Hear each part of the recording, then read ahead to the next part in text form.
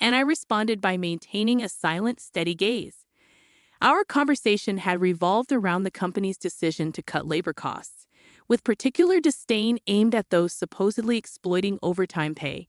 Tom, too, seemed to relish the notion of trimming expenses. A week later, my phone incessantly rang with calls from the company. Upon answering, the president inquired sharply, "Who exactly are you?" I couldn't help but scoff mockingly at the president's question.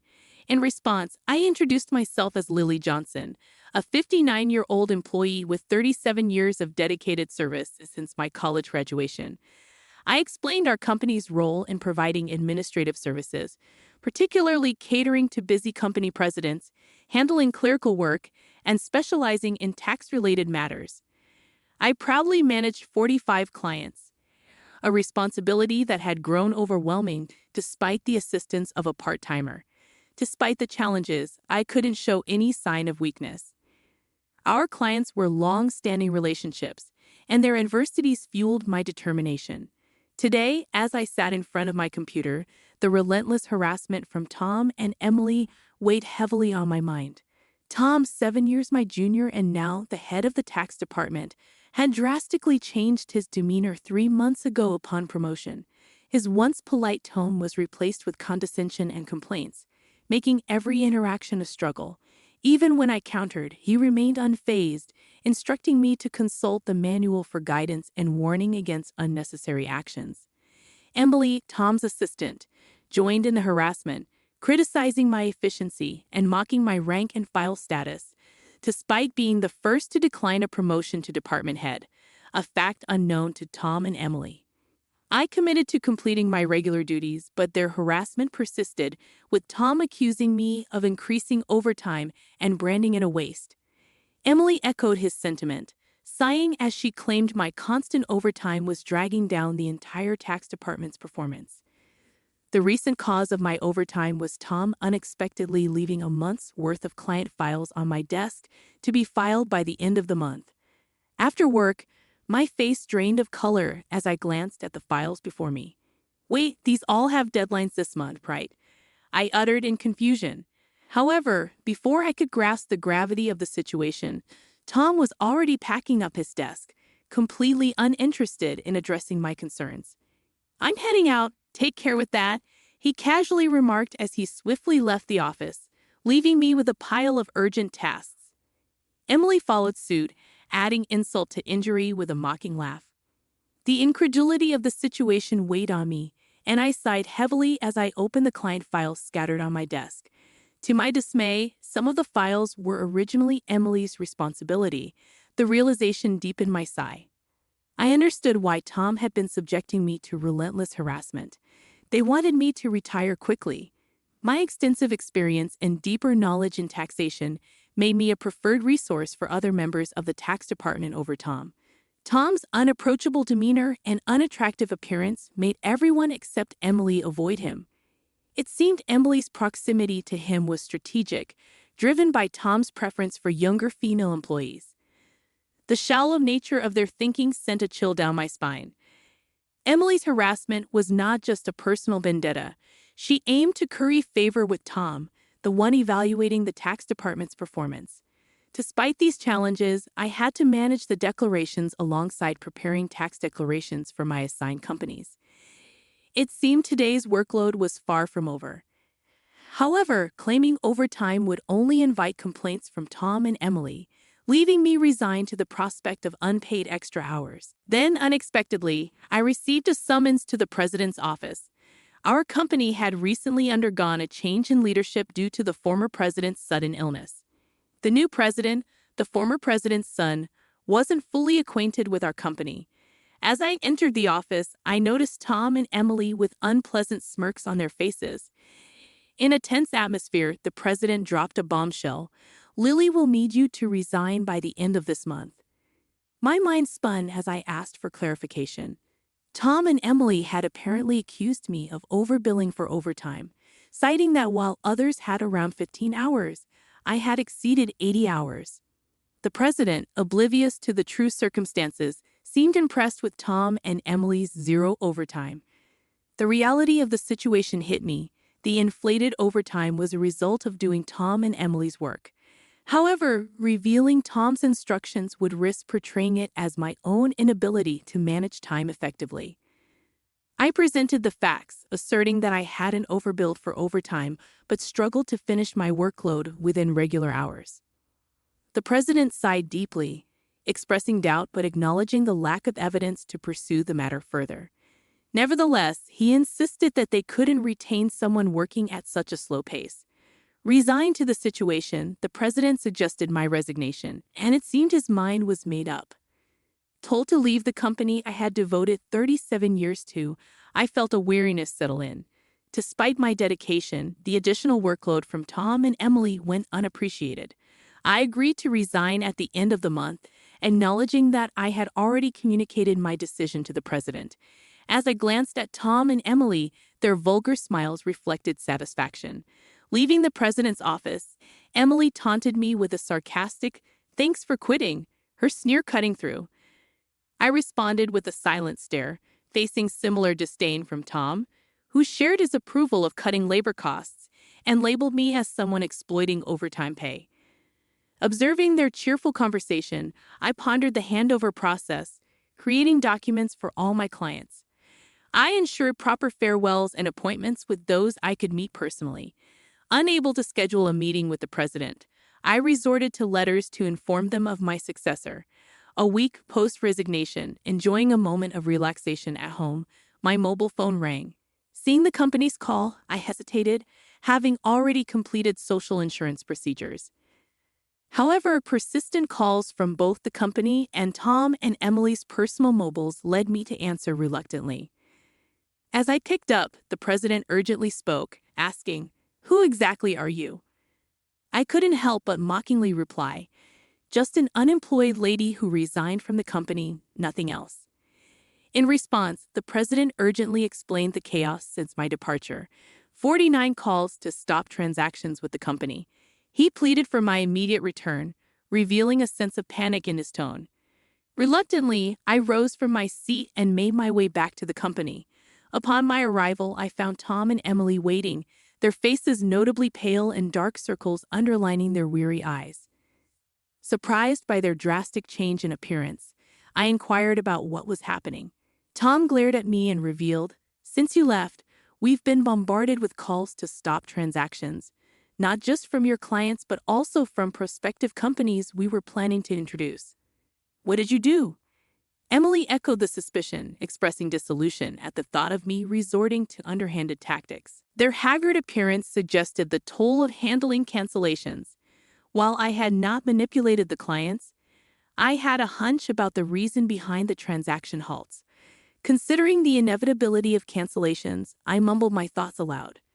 Tom, however, accused me outright, insisting I had orchestrated something. He demanded I go to the president's office immediately, forcefully escorting me there. Upon entering the president's office with Tom and Emily, the president greeted me with a direct look in his eyes. Tom declared, "President, I brought her," with an air of authority, while Emily hurriedly followed suit. Ignoring their accusatory tone, the president questioned me about the abrupt halt in transactions after my departure. I took a deep breath and explained, "Our clients don't need us to manage their taxes. There are tax accountant firms that offer cheaper services. They continued with us because of me." Tom snapped back, questioning my self-worth, and Emily taunted me, both challenging my value to the company.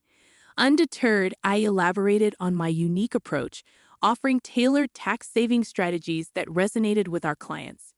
Tom dismissed it as inefficient, arguing that their manual-based operations were more practical. The president sighed deeply, recognizing the fundamental difference in our approaches.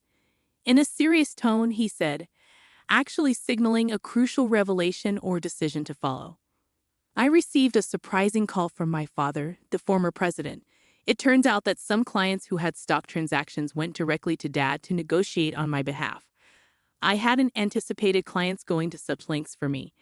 Dad emphasized that the tax department thrived because of my contributions. Not only did I manage my clients efficiently, but I also supported my colleagues' clients, possessing knowledge that even Tom couldn't match. Dad disclosed that if I hadn't declined the promotion, I would have held a higher position than a department head by now. The current president expressed regret with a pained expression.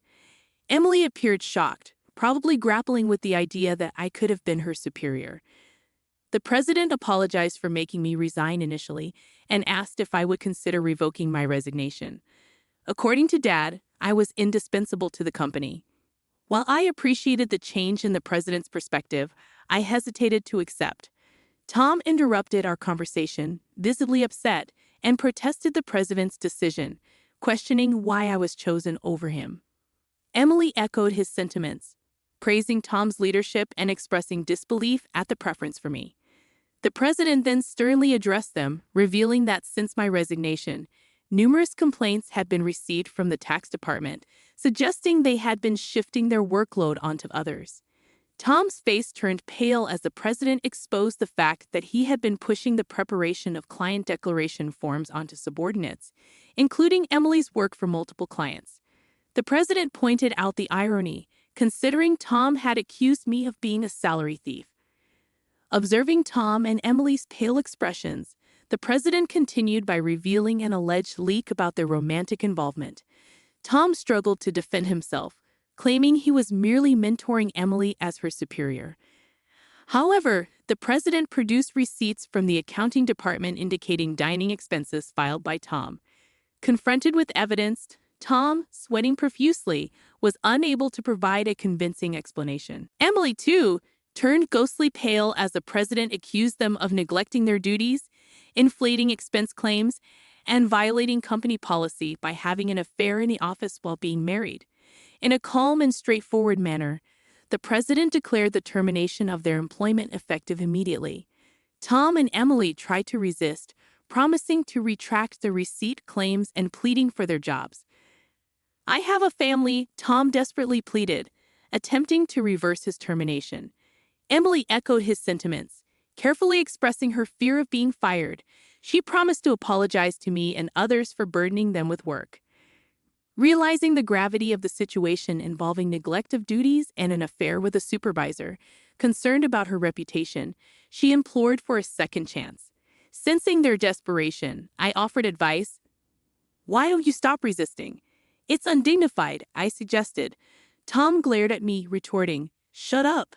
What would a single person like you understand?" I sighed, reminding him, "Tom, you were the one who got me fired. It's just karma. What goes around comes around. Why don't you take some responsibility and reflect a bit?" Frustrated, Tom looked away, while Emily bit her lip in distress. Aware of more details about their misconduct, I turned to the president, asking with a smile if I should share them. Tom and Emily frantically tried to stop me, fearing further exposure. I issued an ultimatum, warning them that wrongdoings would eventually come to light, urging them to face reality before it worsened. At my word, both Tom and Emily collapsed to their knees, and the president decided to fire them on the spot. Later, I revealed more about their misdeeds, including Tom faking business trips to spend days with Emily and their insidious tactics of harassing disliked employees into quitting. Despite my attempts to help those employees, Tom and Emily's strategies were relentless. They repeatedly reprimanded and pressured employees out of my sight, often assigning sudden tasks with tight deadlines. The resigned employees had initially asked me to keep quiet, but since they were now happily working elsewhere, I decided it was time to speak up. The president, furious at my revelations, expressed anger about cutting Tom and Emily's final salary. He planned to thoroughly investigate past inflated expense claims. Tom, with tears in his eyes, thanked the president not to cut his salary, fearing the impact on his family. As the truth unraveled, Tom's affair with Emily came to light, leading to Tom's divorce. The two now face claims for compensation in the divorce lawsuit, marking the consequential aftermath of their actions. I became aware of the situation when Tom reached out to me, seeking assistance in persuading the president to reconsider their firing. Emily and Tom found themselves in dire straits. Despite their efforts, they struggled to secure new jobs in the tax industry. The industry's close-knit nature meant that word of their misdeeds spread rapidly, making potential employers hesitant to hire them. Desperate for income to cover divorce compensation and living expenses, they resorted to day labor at construction sites, a stark departure from their previous office roles. Emily would often call me in tears, pleading for help. "Lily, please help. I only wanted a better life, and I never truly liked Tom," she'd cry. However, I couldn't ignore the fact that their predicament was a consequence of their own actions. Many, including myself, had been impacted by their behavior. I reminded Emily that the consequences were a result of her choices. "You can't unring a bell," I told her firmly. Facing hardships was the consequence of her decisions. Emily's despair echoed through her protests. Despite her regrets, the outcome remained unchanged. As for me, I chose to distance myself from the chaos of the corporate world. Despite the president's pleas for my return, I declined. Once told to resign, I had no desire to return. Instead, I found solace in assisting at a friend's tax office, supplementing my income and enjoying a more relaxed lifestyle. In the future, I entertained the idea of starting my own office, where I could serve my clients without the constraints of corporate bureaucracy. In my own space, I could fully dedicate myself to my clients' needs. As a tax accountant, I aspired to be on equal footing with my clients, providing service without superiority. This marked the beginning of a new chapter in my life, one filled with excitement and opportunities to pursue what truly mattered to me. My second life had just begun, and I eagerly anticipated the journey ahead.